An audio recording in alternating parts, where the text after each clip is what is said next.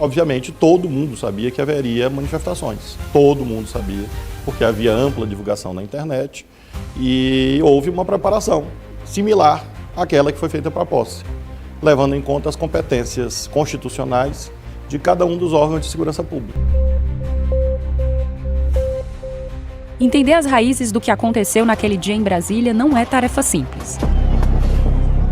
O 8 de janeiro é resultante da mistura entre fenômenos globais e mais de uma década de mudanças e momentos de inflexão na política e na sociedade brasileiras.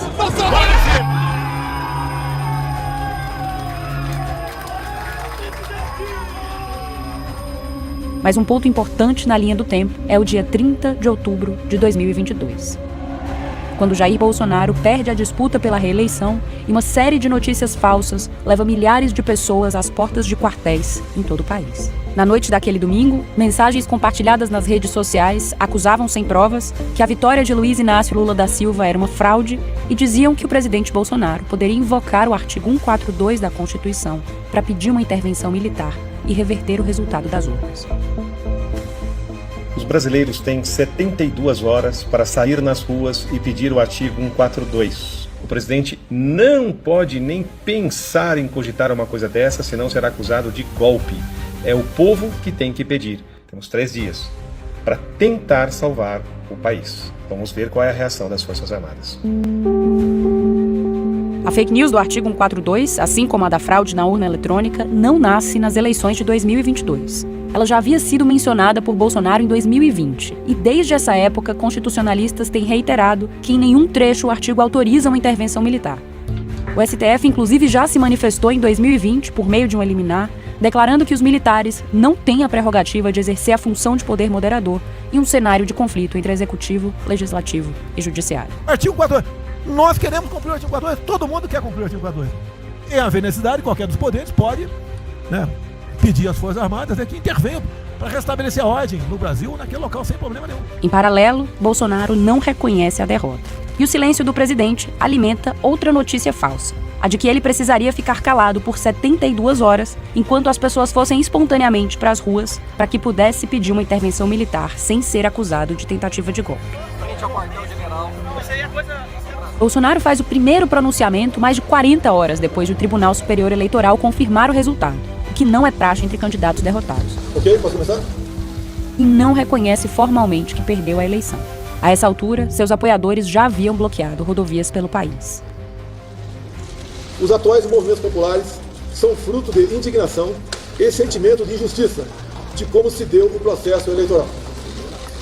As manifestações pacíficas sempre serão bem-vindas, mas os nossos métodos não podem ser os da esquerda, que sempre prejudicaram a população, como invasão de propriedades, destruição de patrimônio e cerceamento do direito de ir e vir.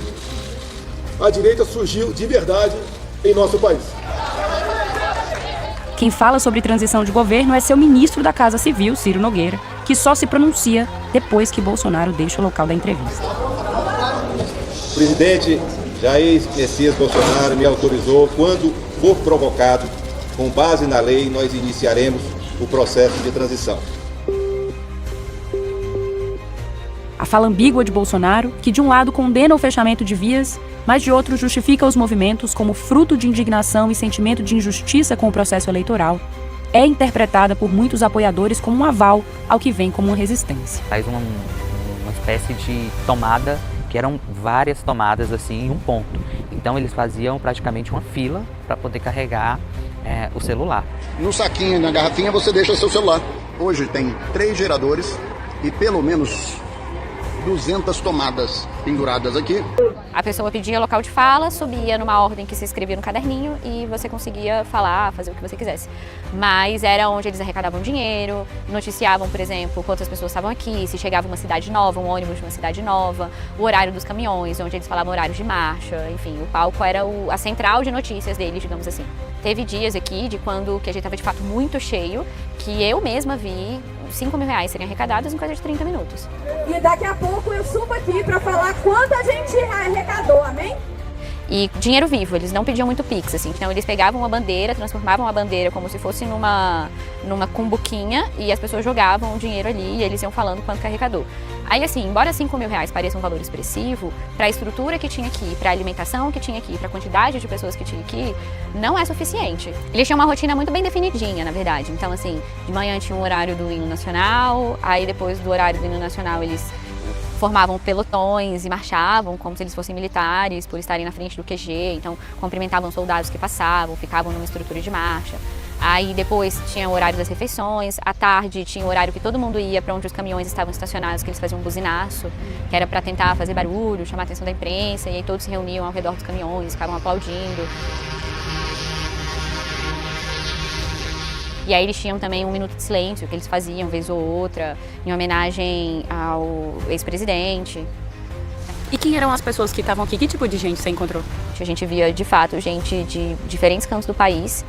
Vi também gente de diferentes idades. Não tinha só idoso, não tinha só jovem, era uma coisa muito misturada.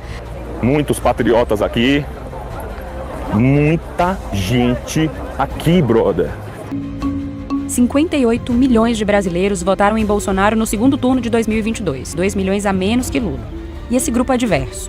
Uma parte é essencialmente antipetista, outra votou pelo discurso liberal de seu ministro da Economia, uns se identificavam com a pauta de costumes conservadora e outros com a própria figura do capitão reformado.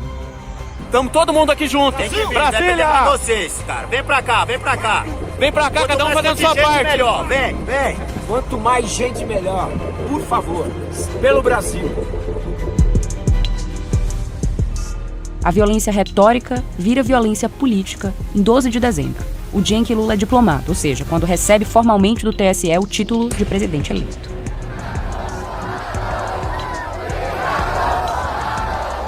No dia em que Lula é diplomado, Bolsonaro cumprimenta apoiadores no Palácio da Alvorada, mas fica em silêncio. À noite, Brasília sofre uma série de atos de vandalismo. Bolsonaristas tentam invadir a Polícia Federal e atacam uma delegacia. É o primeiro de uma série de episódios que em menos de um mês vão desaguar na invasão e destruição dos prédios dos três poderes. Em 24 de dezembro, um artefato explosivo é encontrado perto do aeroporto de Brasília.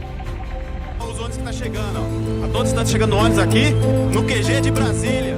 Eu moro aqui no Sudoeste, que é um bairro vizinho à Praça dos Cristais.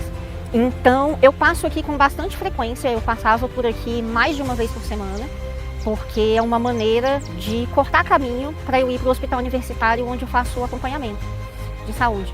Ana Carolina Rocha é funcionária pública e assistiu às diferentes fases do acampamento. Tinha sempre um carro de som, dizendo palavras de ordem ali, e aí com o tempo, essas tendas daqui da beira foram virando comércio. Então começaram a ter faixas, barbearia do fulano, lanche da ciclana e etc. Então foi virando um comércio aqui na frente. E muita gente durante o dia, faça sol, faça chuva. Literalmente, na madrugada do dia 7 para o dia 8, eu tinha saído, passei aqui no eixo monumental, aqui na beira da Avenida do Exército, e eu vi de madrugada, bem no meio da madrugada, ônibus chegando com gente, descendo com gente. O que a senhora pensou? No primeiro momento eu parei e olhei assim e falei assim, gente, são pessoas indo embora ou pessoas chegando? As pessoas estavam chegando, e de diversas partes do país. A convocação tinha circulado dias antes pelas redes sociais. Vai fazer uma concentração lá no QG pra gente conseguir reunir todas as pessoas pro plano B, ok? A partir do dia 3 de janeiro, a gente percebe que muitos vídeos começam a aparecer de pessoas reunidas no QG de Brasília e fazendo uma convocatória para que outros manifestantes do Brasil inteiro pudessem ir a Brasília e que lá aconteceria um grande ato. E aí no dia 5, isso se torna muito forte, muitos vídeos sendo compartilhados, de ônibus chegando, de caravanas chegando. Àquela altura, as autoridades já sabiam que havia possibilidade de manifestações em Brasília. Às 10 da manhã do dia 6 de janeiro, representantes de pelo menos 10 órgãos haviam se reunido para planejar o esquema de segurança do domingo. O receio de uma invasão em Brasília não era exatamente novo. 2 anos antes, em 6 de janeiro de 2021, apoiadores de Donald Trump tinham invadido o Capitólio, coração do Congresso dos Estados Unidos. Também lá eram seguidores de um presidente derrotado, inconformados com o resultado nas urnas, e inflamados por notícias falsas e meses de acusações de fraudes, sem provas. something's wrong here, something's really wrong, can't have happened, and we fight. We fight like hell, and if you don't fight like hell, you're not going to have a country anymore. Diante das muitas coincidências, muitos viam no caso do Capitólio um prenúncio do que podia acontecer. Se você gostou desse conteúdo, não se esqueça de seguir o canal Olho Vivo News. Ative o sininho para não perder nenhuma atualização e compartilhe esse vídeo com quem precisa estar bem informado. Informação com responsabilidade você encontra aqui.